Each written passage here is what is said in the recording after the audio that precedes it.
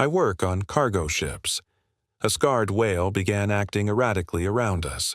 We thought it was the danger. We were wrong. So wrong. Part 2. Then, late on the second day of its appearance, something else happened. Our ship started to lose speed. Not drastically at first, just a subtle change in the engine's rhythm, a slight decrease in the vibration underfoot.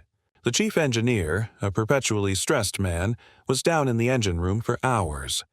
Word came up that there was some kind of issue with one of the propeller shafts, or maybe a fuel line clog. Nothing critical, they said, but we'd be running, at reduced speed for a while, at least until they could isolate the problem. That's when the whale's behavior changed. It was dusk. The ocean was turning that deep, bruised purple it gets before full night. I was leaning on the rail, watching it. The ship was noticeably slower now, the wake less pronounced. Suddenly, the whale surged forward, closing the distance between us with alarming speed. It dove, then resurfaced right beside the hull, maybe 20 yards out. And then it hit us. The sound was like a muffled explosion, a deep, resonant thump that vibrated through the entire vessel.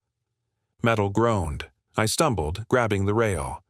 On the bridge, I heard someone shout. The whale surfaced again, its scarred, back glistening, and then, with a deliberate, powerful thrust of its tail, it slammed its massive body into our hull again. Thump. This time, alarms started blaring. "What in the hell?" someone yelled from the deck below. The captain was on the wing of the bridge, her voice cutting through the sudden chaos. "All hands, report! What was that?" The whale hit us a third time. This wasn't a curious nudge. This was an attack. It was ramming us. The impacts were heavy enough to make you think it could actually breach the hull if it hit a weak spot. Panic started to set in. A creature that size, actively hostile. We were a steel ship, sure, but the ocean is a big place, and out here, you're very much on your own. A few of the guys, deckhands mostly, grabbed gaff hooks and whatever heavy, tools they could find, rushing to the side, yelling, trying to scare it off. The bosun appeared with a flare gun, firing a bright red star over its head. The whale just ignored it, preparing for another run. "Get the rifles," someone shouted. I think it was the second mate. "We need to drive it off." I felt a cold knot in my stomach. Shooting it? A whale?